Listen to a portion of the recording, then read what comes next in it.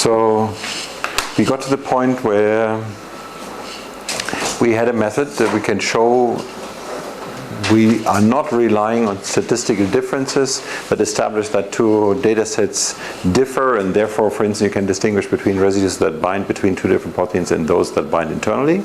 But we actually have a prediction method. And we said the prediction is the asset in some sense of understanding. But it means the acid test for understanding. So the statistical significance does not really test understanding. It's sort of a minimal condition. But if you can predict, statistical significance is no longer relevant. If you can predict from that sequence, then there is a difference. Okay? Now the question is the next step. Does that mean that since we can predict, the machinery that can do this prediction has learned to understand the problem? So again, in the context of the black magic or the black box, is that information, is that understanding somehow in the box? And if it were in the box, could we somehow extract from the black box, so what this machine here learned is all in the green connections? If it can predict the understanding, if I were to search for it anywhere, then I would search it in those green connections. And in order to really have understanding, there is this issue of cross-validation. And this very much relates to I can predict. But it has the point about the generalization. Now, what we have implicitly always assumed, I have my data set, and my first assumption by taking the data set is that this data set represents what I will see tomorrow. That's the first assumption. What I see today is somehow representative, indicative, or represents what I will see tomorrow. Okay?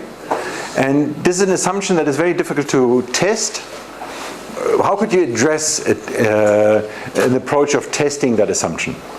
Well, could you try to see how the future possibly will change? What could you do to your data to sort of see how, or to gauge or to estimate? Or the question is, the data that I have today, is that representative of tomorrow? What could you do to your data in order to see? So you have a prediction method that is trained on some data. What could you do in order to somehow get an idea? Maybe what I will see over the next 2 years will still look similar to what I saw today. How could you address that question with the data that you have in hand today?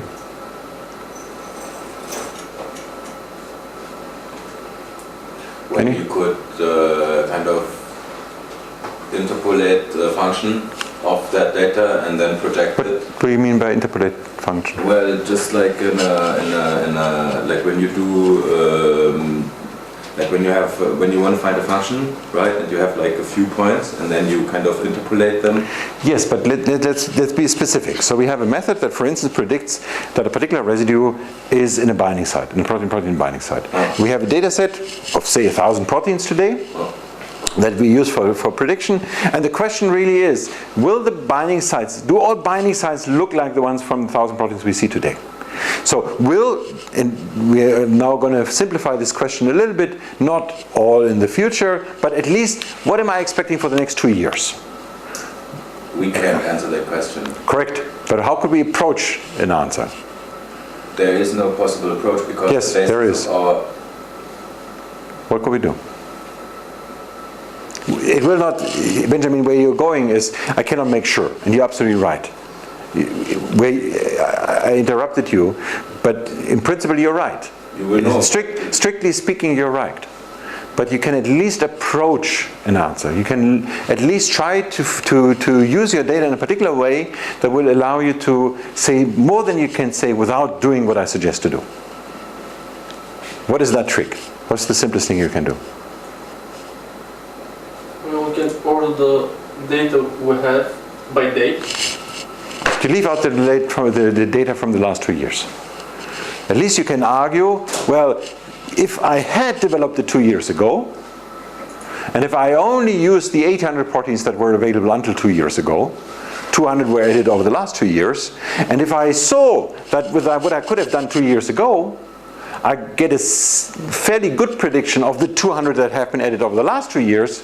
Maybe they have a new technology, and maybe the next 2 years will look different. I have an instant idea. So We could. No, but that is the idea, right?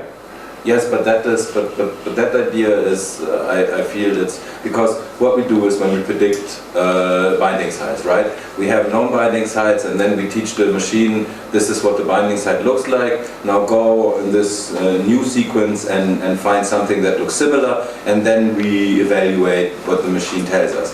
And so like that, the structure of the binding sites, because you're saying, will the binding sites look different, right? So the structure of the binding site, it's like an amorphous mass, so it's like, it's here, and then with time and time and time it goes over here, and then here you have something completely different. Are you talking about time on the binding site, or? No, I'm talking about new data that looks a little bit different, and so then you have a different binding site. So so the idea is, no, wait. The idea is not amorphous binding sites.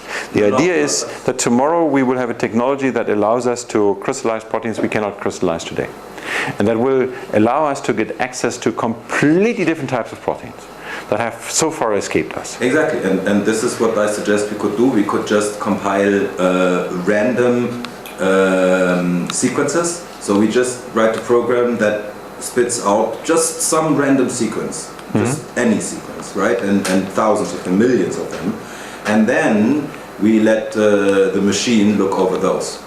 And see what it finds, and maybe then we will find new structures that we can then give the biologists, the synthetic biologists, to produce.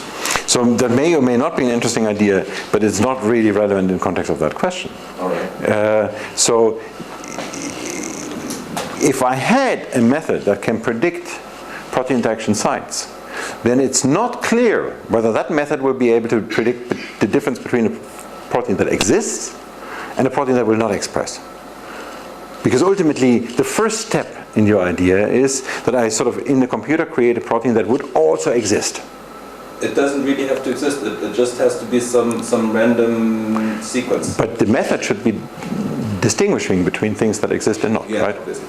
And that means that you explicitly expect that the device that has been trained on predicting protein interaction sites also learns something about proteins and the difference between proteins that exist and those that don't. And that is not necessarily clear at all. In fact, I know it is not the case. Because at least for the context of expression and purification, we know it's not the case. You can train devices on that, and it's highly non-trivial, and it's very, very complicated to do essentially what you say. But that's a detour now.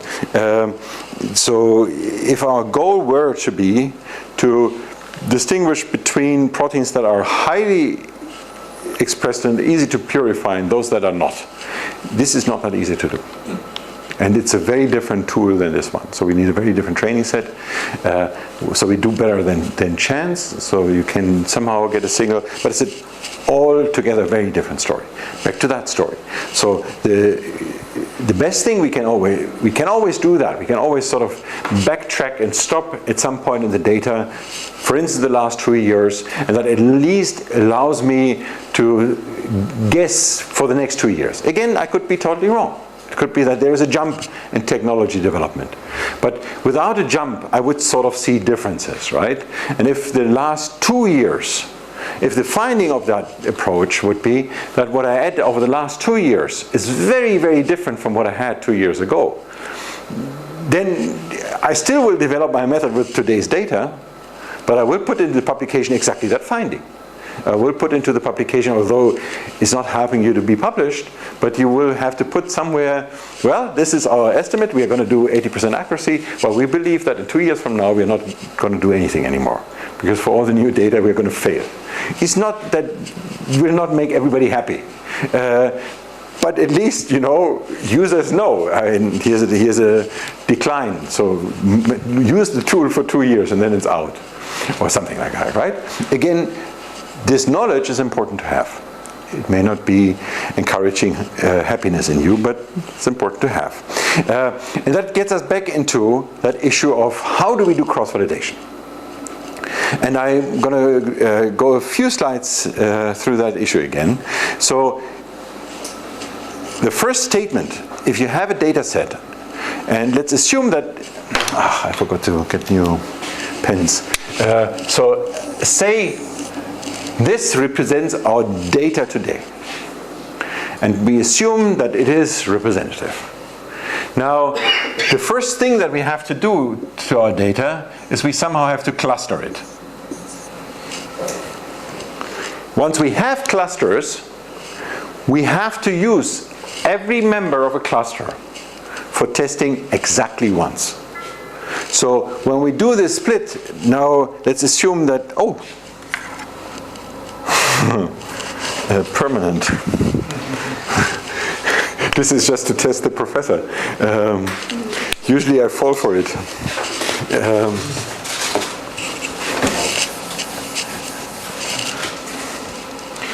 So that circle of the data now is a version where I have a redundancy reduced version.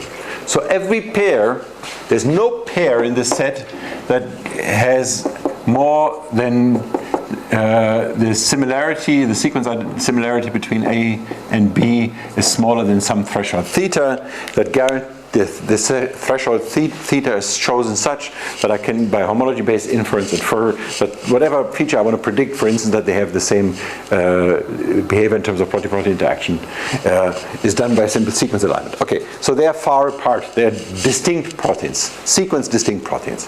They may still perform the same function. They may still not be distinct in that sense.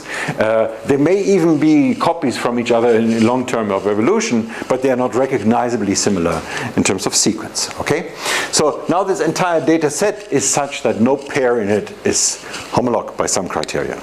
And now the statement is, if I split my data into test 1/4 and train 3/4, then the right way of doing this, I can randomly split, can choose any split that I want, but then if I publish my final number, one split is not enough. I have essentially to train 4 different devices and rotate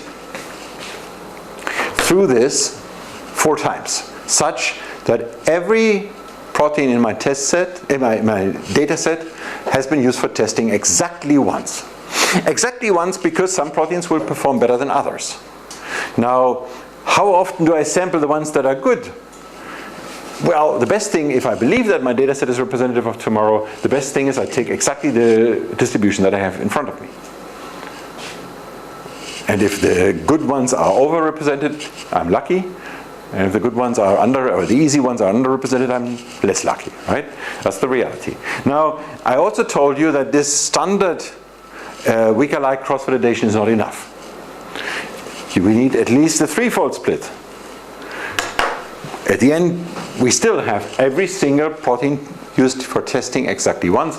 Again, I call this cross-training just to mentally have a memory that this is also used to optimize some parameters. Can you all explain why you need a cross-training? Is there anybody in the room who cannot explain why we need a cross-training if asked in the exam? Overfitting? Yes, but overfitting, no. That is, the answer essentially is wrong, because overfitting is typically, why do you need a separate data set? And the answer is overfitting on that graph, not on that graph. But ultimately you are right. So, you have to be more precise. So the word alone is not enough. Since you can use that word as answer on this one, it will not qualify as an answer for the question, why do you need cross-training? Because you need cross-validation for that. You need cross-training because you cannot use, so typically, again, what people use is they optimize the random forest, the neural network, using the green. Then they get some result for random forest for the red, and some result for the neural network for the red. And whatever is higher, the neural network is better, they choose the model that is better, neural network, based on this test set. And that you cannot do, right? Any decision, so do you choose a random forest over an SVM? Do you choose an SVM with a particular kind of kernel? Do you choose a neural network with many, many, many hidden units? Which input features do you use? All of these decisions have to be done on the cross-train. What is your best model? Will always be done here. What you publish, how well does your method work, is done here. And this is only reporting one method, not differentially the random forest and the neural network. which confuses many readers because many don't appreciate that you need a third layer. But this is the way to do it. Now, and then again, you need the family clustering. And this is again not enough. So say you have done all of that. You have a method, you have the clustering, redundancy reduction, there's no overlap between training, testing, you have done every protein for testing once, you have done three time splits, or training, cross-training, testing. You are ready to publish. What else should you do now? I've worked on it for 5 months. The deadline for submitting a master thesis approaching rapidly, more rapidly than you can appreciate at that point in time. This would happen to essentially all of you. Maybe there are exceptions, but I haven't seen many. By the way, try to stay within the deadline. So the TUM is putting more pressure on all of you who study computational biology, more pressure that the deadlines have to be met on this thesis. What else can you do?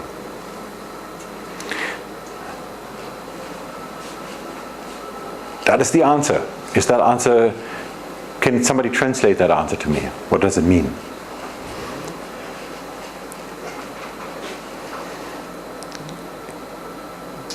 Can anybody translate that answer? I have the impression that there's at least one in the room. Genug. Nutze die vorveröffentlichten Daten aus. Die letzten. Oh, on peut parler français aussi. Parliamo italiano, che cosa? Vuoi parlare turchese? No, translate in a different way. Use annotations that are not approved yet, but are probably right. That is one way of. That's a very interesting idea. In fact, that's a great idea, Guido. That is beyond this. That's a great idea. And in fact, so on Tuesday briefly we talked about using network topology. This is something like not annotation that are not approved yet, but it's a different context. And this is another way of putting a different context. It's a great idea. No, I meant something that is in fact approved. So, simply, you worked on your thing for 5 months. In those 5 months, there have been new things that have been added to the database. While you were heavily working, the experimentalists have not been sleeping. Just take the latest. Take whatever has been added to the database while you were working on a data set. Because at the beginning of your thesis, you always begin by building a data set. Okay? And that already is important to remember in advance. So whenever you do the data extraction protocol, try to do it such that 1 week before you have to hand in the thesis, you can rerun it on some new data. And if you can, then that is a great moment to see, well, is that the ballpark of what you estimate? Totally new data, so ideally again you do it a sequence unique clustering, you find in the ones that has been experimentally added things that have not sequence similarity to what you had before, that are totally new, and that for your method represents the tomorrow. Only that for the tomorrow today you already have experimental results, right? But you, developing a method, you had no access to that. And it's an additional test. The only problem that often happens in this context is that the data set is so small that essentially the error bars are getting so large that so you estimate that your method performs, say at 60% accuracy plus minus 2 percentage points or something like that, and now you get a result that says 35%. Let's put it differently. That's too frustrating. But you have 55% plus minus 30. So your pre-release set is completely in line with your estimate. It doesn't make you happy because 55 is a lower number than 60.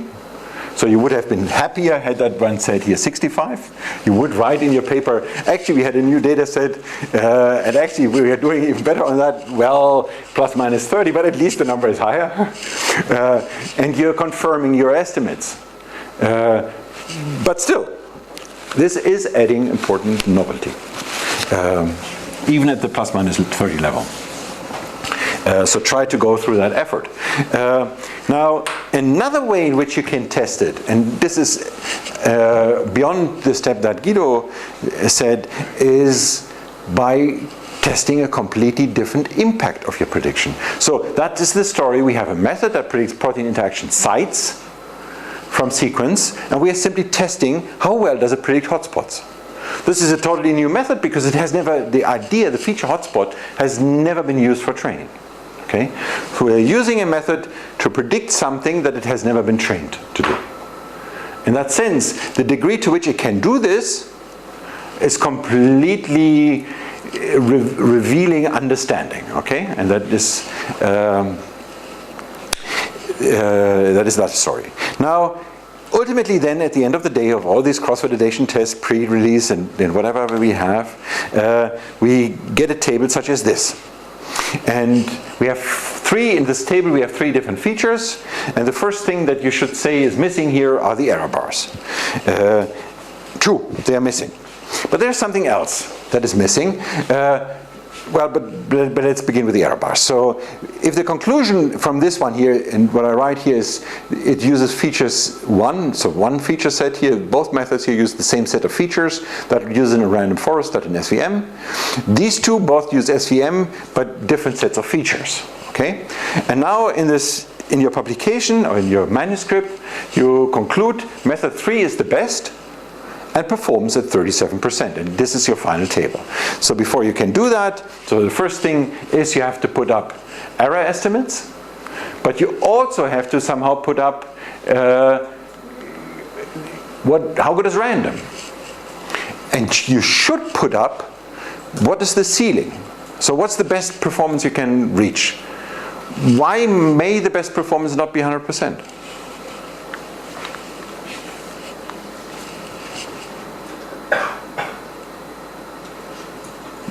Can you give me a reason why it could be that 100% is not the best performance you can reasonably hope to reach?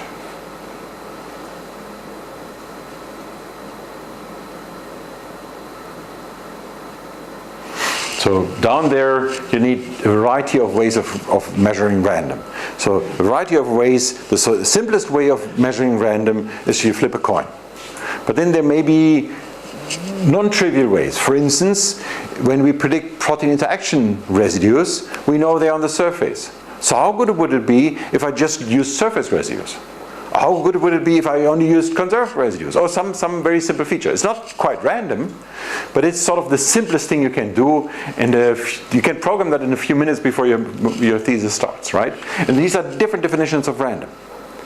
And you should put them in. And you should see the progress with respect to that. And again, we have seen publications where the major value was in fact in putting up different types of random models and seeing that very simple predictions get very close to what many people have been publishing before. Not quite random, but trivial, simple things. Ceiling. Why could it be that the ceiling is not 100%? There can always be some mistake in the data. So, say you take the same protein measured twice, and the agreement between these two measurements is 90%. Then to say that you can reach 100% is nonsense. It's total nonsense. In fact, if your method reached 100%, you are guaranteed that you overfit. Because you cannot, by having 2 experiments, you cannot reach that number, right?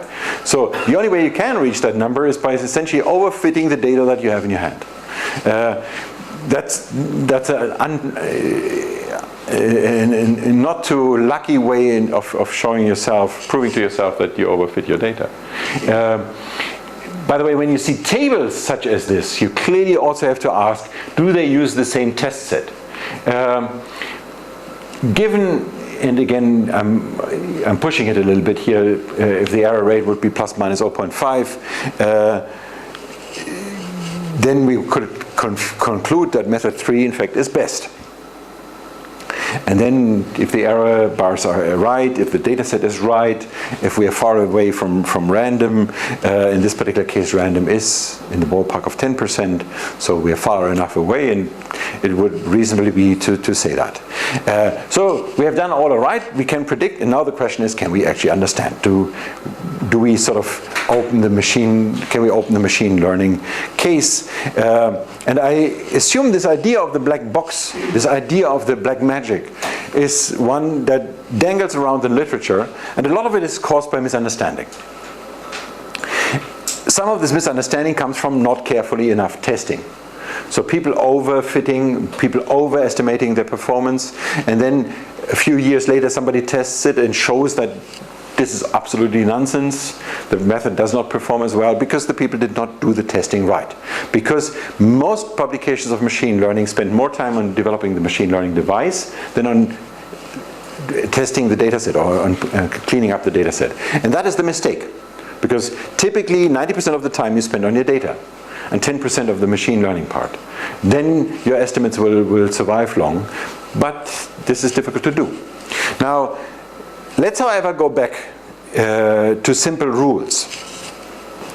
Can we take this information that is in those green lines out and extract rules from it? Say we talked about a simple neural network. Can we?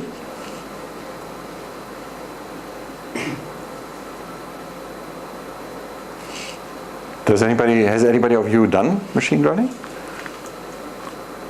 Can you think about a way in which you would do that? So, is that a yes or? I would argue that there's definitely no direct way to get it out. This would be super hard. But True. you could maybe change your input sequence and see what changes in the output. Yes, this is one way of doing it, right? You could look at differential behavior. You could see whether if you flip a number of something that is conserved to something else, how is the output going to change?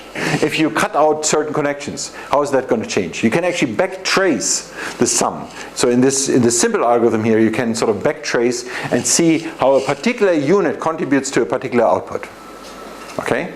And that way you can essentially gauge the importance of a particular input features. So being conserved at position 3 or something like that.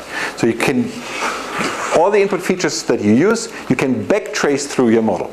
And then you come to these rules that say that if you have a central position of a proline, and if up here there's a glycine, and if that glycine is conserved and it is in a beta strand, and if down here there's a lysine and that lysine is not conserved and is an alpha helix, and then you get a prediction of protein-protein interaction. And that is the point where when you present these sort of rules to experts, after the second if, or third, at some point they switch off. They don't listen to your story, to the complete end of the story, because after the second one or third one, they already know this is nonsense. Because what they want, understanding, are these simple rules: a proline breaks a helix. Are these simple rules, K is involved in DNA binding. If you have an aggregation of Ks, or positively charged residues somewhere at the flank of a window, most likely you have a window that somehow binds DNA in the flanking region, but the central residue is not binding, but you're close to DNA or something like that. Those types of rules, that's what they are looking for. And that is why we actually often see this conclusion: they are black boxes and you cannot extract the rules. I argue that this is a deep misunderstanding, because ultimately the rules that we write out are complex. They're complex not because we didn't understand or because the network didn't understand. They are complex because we apply it to situations in which we don't have simple rules. If we took those simple rules, the proline is breaking a helix, we get on today's data predictions that are close to random. We cannot predict secondary structure with these simple rules. Yes, experts have seen in some situations these simple rules make sense, but they are not good enough to predict secondary structure. They are not good enough to predict protein interaction sites. The simple rules are rationalizations, they don't predict. Okay? The simple rules are a lie, essentially. That's an extreme statement, but in many ways a defendable statement. And the complex, so we apply our prediction devices to problems that we cannot solve. From simple roots, we cannot predict secondary structure. From simple roots, we cannot predict protein interaction sites. We have a complex problem. And for that complex problem, we have a solution. And now we sort of extract simple roots, and that doesn't work. Because ultimately, the machine learned a solution on the level of complexity of the problem. So the features or the simple roots you extract, or the rules that you extract, are as complex as the data, or as complex as the separation problem that you put in. Okay? The complexity matches. That's a good, ideal way of machine learning. No overfitting. You have a very good machine. And that good machine, the problem is not it's a black box. The problem is that the task is highly non-parsable for our way of typically understanding things. Okay. Now let's get back into the cross-validation. And the cross-validation, there are a couple of challenges that are peculiar in the cross-validation for protein interaction. So say we start with the first issue here. We start with the simplest way of doing it. We predict that protein A and B bind through some sequence-derived features that we get, for instance, from predict protein. So you look at secondary structure, solvent accessibility, conservation, and. So a bunch of features. Put that into a neural network. For instance, you have two proteins, 2 and 1. You have a region where they interface, where they touch. You use some set of input residues, either only those 3 here and those 3, so 6, or 9 and 9, 18 input units, so to speak, not quite input units, but input segments in some sense. And you want to predict whether the center binds. And the simple solution here doesn't work at all. And it doesn't work at all, ultimately, because of what I call the ocean of false positives. Okay, now, if I put, so what that means here is I take 9 mers out of protein 1 and 9 mers out of protein 2, and I slide them all by each other, right? How could it be that I sort of test things that will never exist in nature? What could be reasons why I would never see those in nature? Because some are on the inside of the protein. So, yes, so if the simplest thing is really, the part that is inside will never touch. A little bit they open up, but they don't open up like this. So that's the first issue where I, in fact, 75% of the ones that I will slide here, if 50% of the residues are inside and 50% are outside, and if only outside residues meet, then this is only 1/4 of the entire set, or only 1/4 of all these sliding pairs would ever meet in nature. Okay? What other reason could you have? Why, yeah? Different compartments, different Yes. cell cycles, different cells. Now we have a bunch, so we have cell type, so it's not expressed in that cell. It's different subcellular localization, so they never meet because they never meet in a cell. Cell cycle, so it's the wrong moment. So it's also an expression issue, but at the wrong timing. Those are big issues. What else could it be? Well, those are big enough issues. So when I first tried this here in the mid-90s, I decided that I really have to find ways to reduce the false positives, and I began with the simplest one here. Look at the surface residues.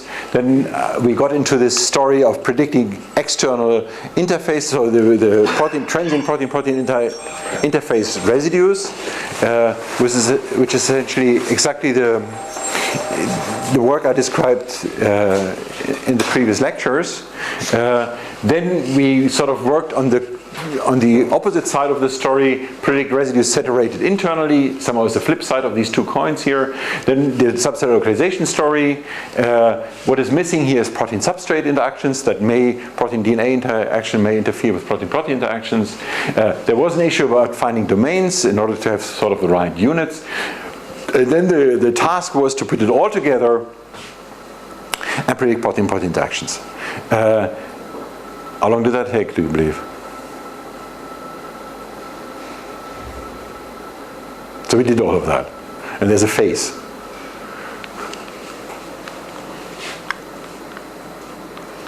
Any idea? So this is roughly 10 people for 10 years. So roughly. Was a lot of work, and as you see, it's not complete. And I have said that before, maybe in this context or not. So I showed this slide in many talks, and the slide was essentially similar for a couple of years. What changed was the photo and the name. So there were different students, and I was absolutely sure that this is the person who's now putting it all together, because they were working on it.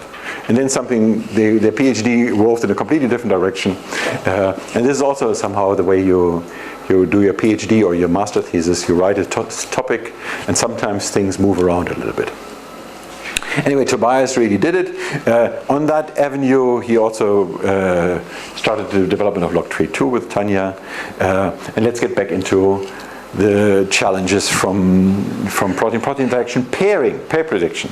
So the first one is about redundancy reduction. So typically the way you do that is between training and testing, you pick only one from this cluster of related proteins, only one from this cluster, and then if you pick only one, this was the idea here, you can have any grouping, use one for training, the other for testing, cross-training, or whatever you want, right? For protein-protein interaction, the story gets slightly more complicated, because now actually the entry here is not a protein. The entry is a pair. And that gets us into the problem of how to cluster pairs. So I have protein A bind B, and another protein that is sequence similar to A slash, and another one that is similar to B slash. And the question is, do A slash and B slash bind? And that, in fact, is not that easy to establish. Okay? It's a different way of doing it. In fact, there's the next level that was introduced by Yongki Park and Edward Burkhard. They distinguished 3 different cases and showed that these 3 different cases in fact behave differently when they tested methods that predict protein-protein interaction pairing. So case number 1 is, I want to predict my test interaction is, I test on, can I predict that A binds B? In case 1, A is used for training and B is used for training, not the pair AB. But A binds C, B binds D is used for training, okay? In case 2, only one of the 2 is used for training. And in case 3, none of them has ever been used for training. So none, also not binding to anything else, right? So the interaction has not been used in none of these cases. And they showed that performance decreases. So here are 2 examples of 2 well-performing methods, recall, coverage recall, accuracy precision here. C3, so none of the 2 has been used for training, is the green. Both have been used for training, is the C1. There, C2 is somewhere in between. I skip it because it's a detail. You see that red is above green. It's slightly different between the 2 curves. So for the pipe 2 here, there's an overlap here. They differ very much here, less so here. Here they are equally distant from each other. But it's clear that red is above green, right? For both. This was surprising, because again, in the red, in the green case, C3, both have not been used for training, but essentially in the red case, the interaction has also not been used for training. So why should that matter? If the tool extracts something about the knowledge of what binding interface residues are, then it's not clear that they should be different. Actually, they shouldn't. If it really learns something, what it means is that what this tool has extracted is something about the statistics of interaction.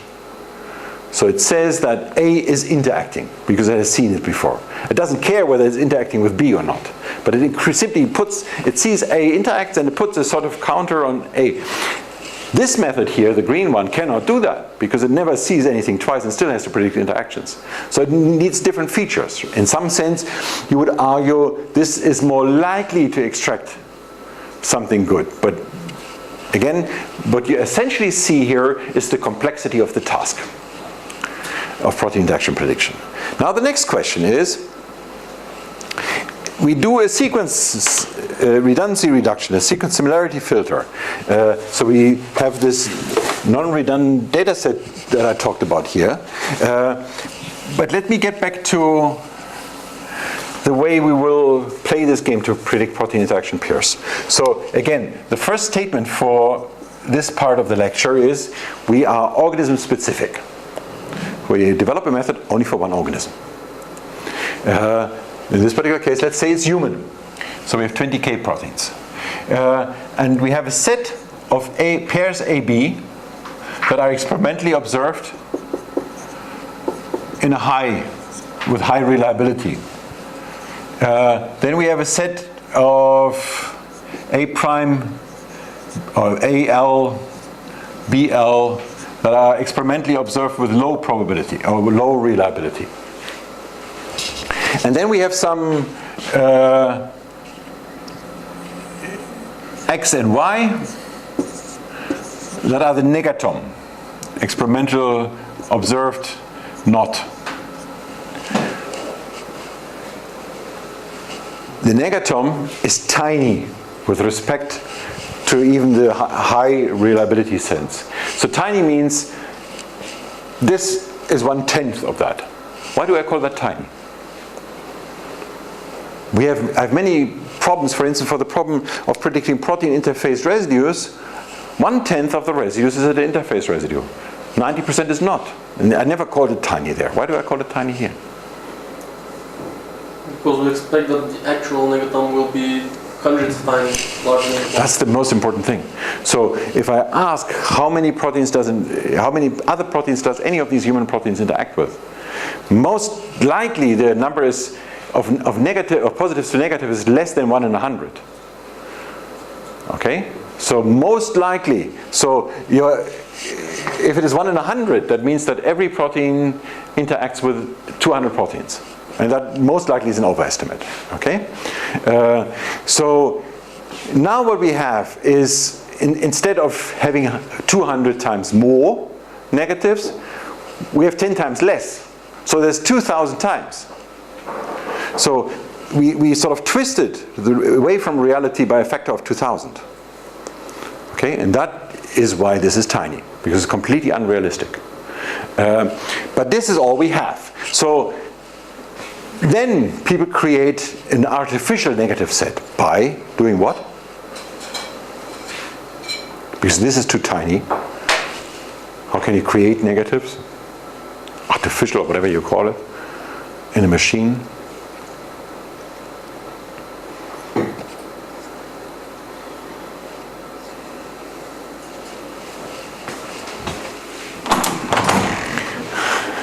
So I inject some oxygen. Resampling. Resampling, yeah. But what exactly do you resample? The mobs. Yeah. So essentially, you inverse. You say not observed. Any pair that is not observed is negative. Okay. So if you said that my low reliability pairs, the AL and BL, are not good enough for positive training, you could still use them to not observe. You're clear about what I mean? So AL and BL, if I have low reliability for an observation of the particular pair AL and BL, then this is not good enough to train methods on this has been observed. But it is good enough to say, I will not say that they don't observe, that they don't interact. I'm sorry. I will not call them, so everything that has not been observed is negative, but this not observed means including low res.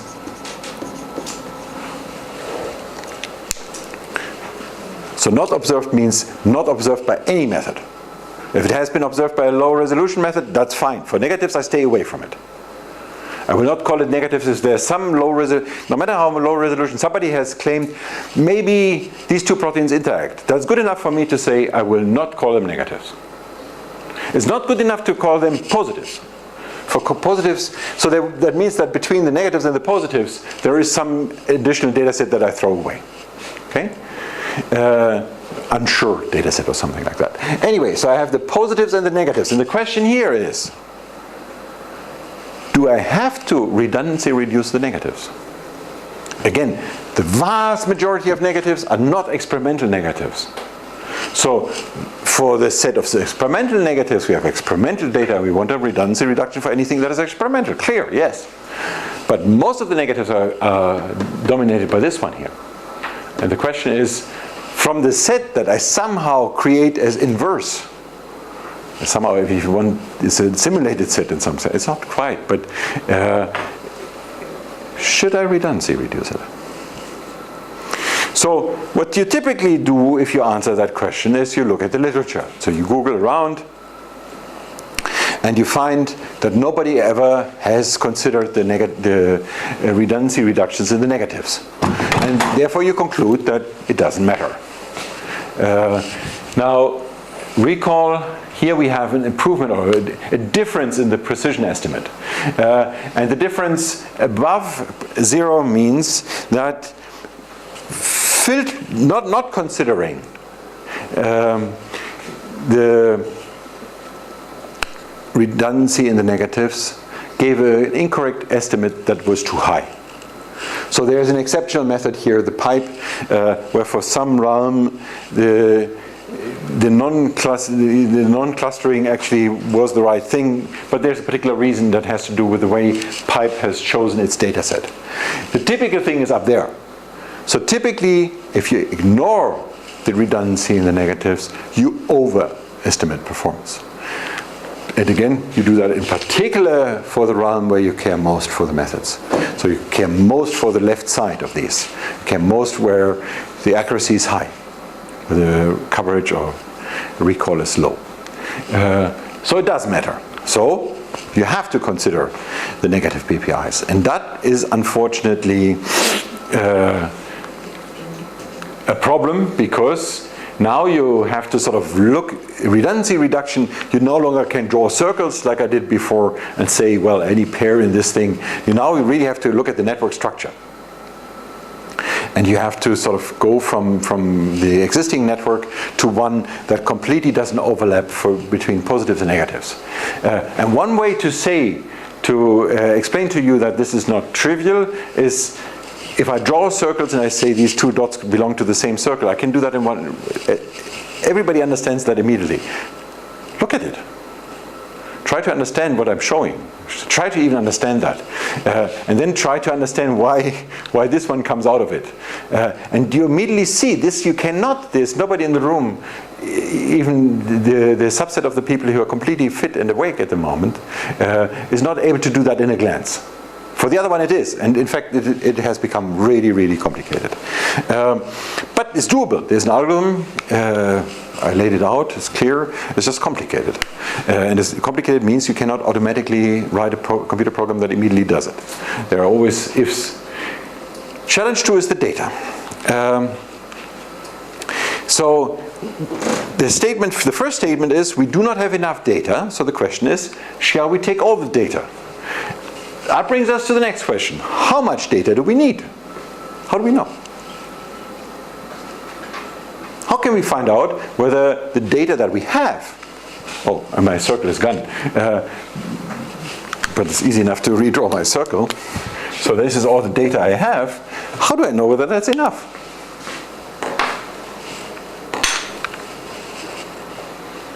So wait for 5 years and see if I do better with the data in 5 years from now.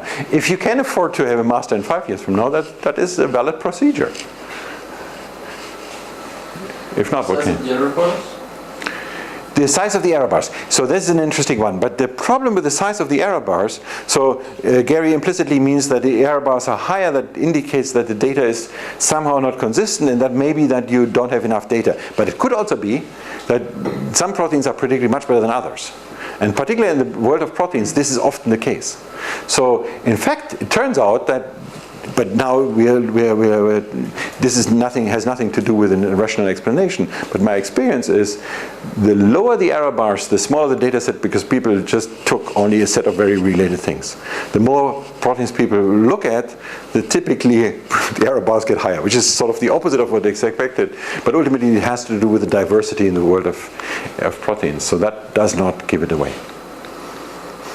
Well, you can just use a subset of data, train on it, then train on the entire data set and check, see how it performs. So the first thing is, you half it. You half the data set. And then you see what happens. Okay? And I'll get back to that in a minute. So for C1, more good data helps means that it's above here, and for most of the methods here, for most of the recall area, that is in fact the case. For C3, the story is sort of slightly inverted. Using more data does not really help. In fact, if anything, it tends to be below the zero line. Very different behavior. In fact, this is somehow the first one here is sort of the obvious. You have more data, it brings you more success. This is sort of the inverse of the obvious in the C3, and it makes it more complicated. And ultimately for C3, using all the good data is a problem, and it turns out, so our explanation, I'm not entirely sure whether it's our rationalization, I should say, is that if I use A binds B and A binds C at the same time for training in the C3 class, that because of the C3 class has so few data points and so little information, it will essentially learn A binds a lot. So I'm talking about a case where B and C are different, right? And that ultimately, I believe, is the reason. So the reason is in the way we set up the machine learning device. Maybe we could find a way around that by doing a different machine learning device. But somehow the machine learning device we use is too greedy and falls into, most likely, exactly this trap. But before, and ultimately this leads to an issue where the conclusion is that problem of cross-validation is really squared or made much more complicated for protein-protein interactions. But let me get back to this theme of data halving. So say my performance for the full dataset F were to be 35%. And say here the error rate is really small. And say my half is in the ballpark of 30%. What do I learn from that? Oh, but I have to tell you, in this particular case, so this is derived for something such as protein interaction, not for the pair, for the site prediction, where random is in the ballpark of 10. Say these were the numbers. It's all made up. The 10 is roughly right. Let's turn that around and make the 10 for simplicity a 0. So let's, for pair prediction, essentially random is 0. So you have to find 1 in the 20,000. And the random odds are pretty low. So, now what does it mean? What is your reaction if you saw that? What would you do next?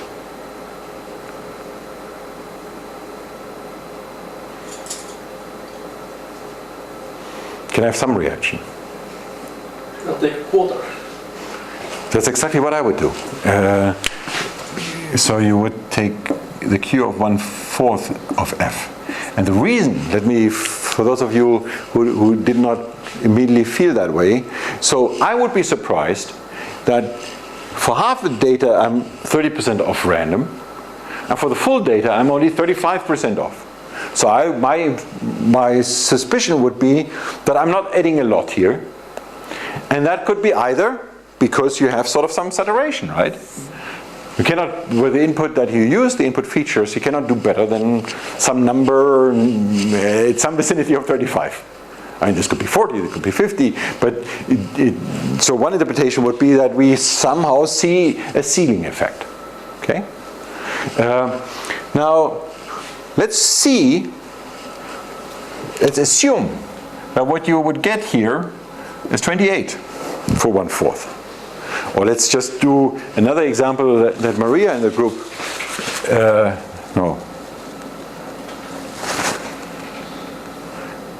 somebody in the group.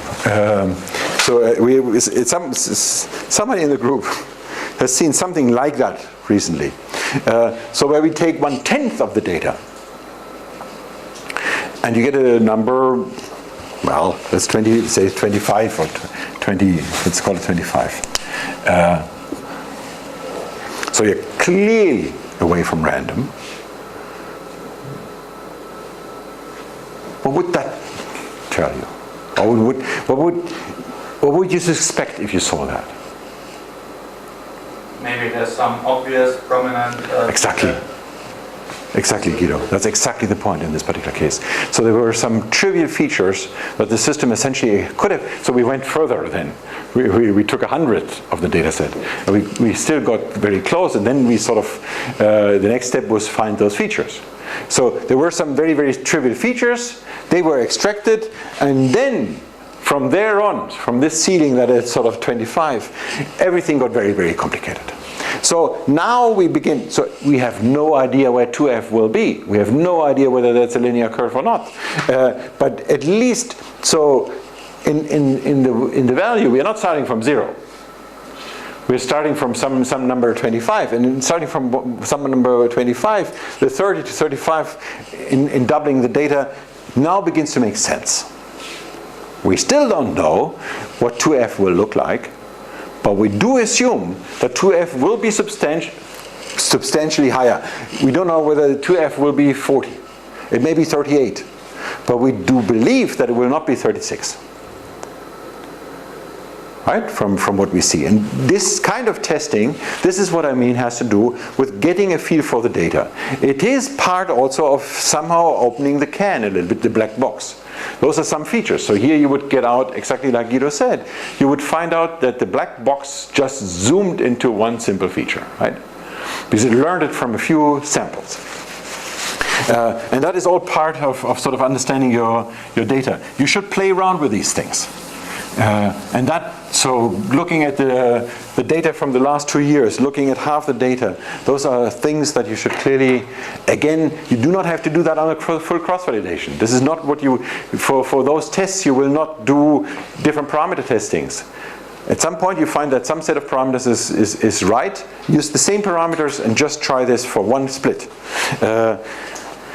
Because you want to get tendencies. And that gets us to challenge 3. Now, for us in our group, the challenges before that typically take 90% of our time, and challenge 3 takes maybe 10% of our time. For most people who apply machine learning, it's the other way around. Challenge 3 is how to do the prediction. So, what model to use, right? And so essentially there are, if you want, 2 different types of approaches. Let's call it like that. One is this sort of sliding window approach that I discussed up here, where we simply try to see whether I see in which way these 2 things fit to each other. Where I simply take the 2 fragments, grind them up, have some constraint, I avoid pairing things that are on the surface, I avoid things in different subcellular localization, I may even put expression data into it. And then at some point I have a binary decision method that says if I see the right things here, do they fit yes or no? And the question is, what type of method would you use for this binary decision? The binary decision could be, for instance, even not starting from fragments, but from entire proteins. Any idea what you could use?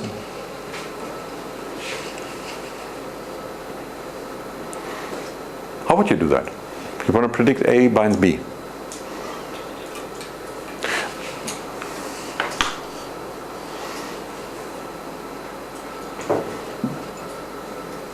Any idea?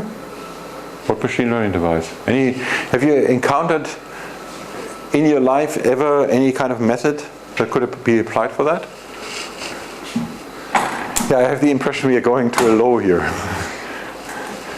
Maybe I need air.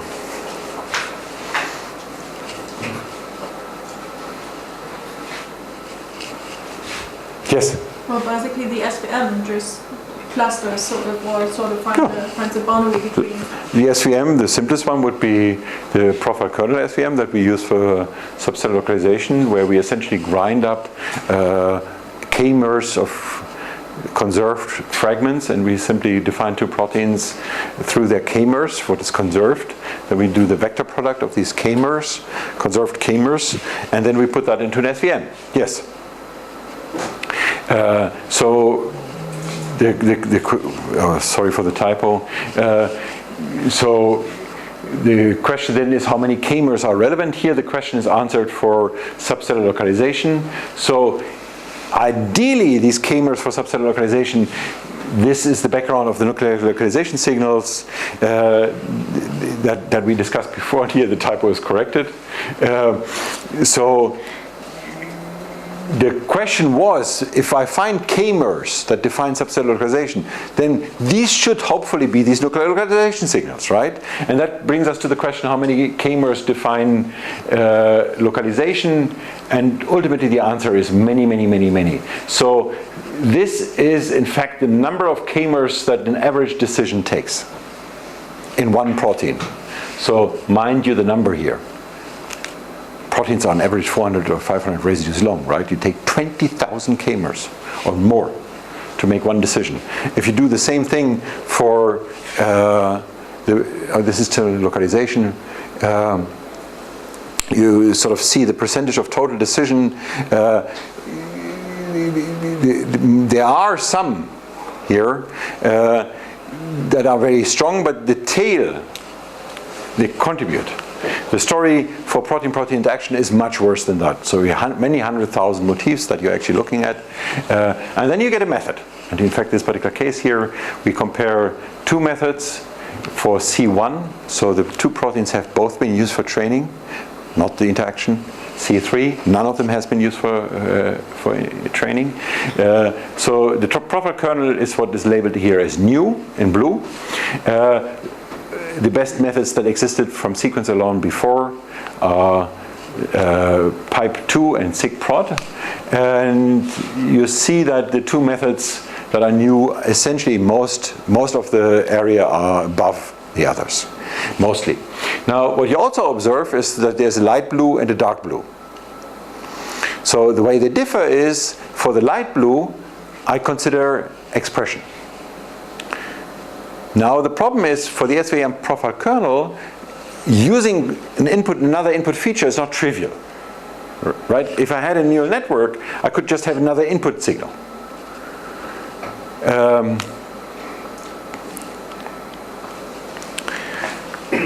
Okay, I believe that I call it a day for today.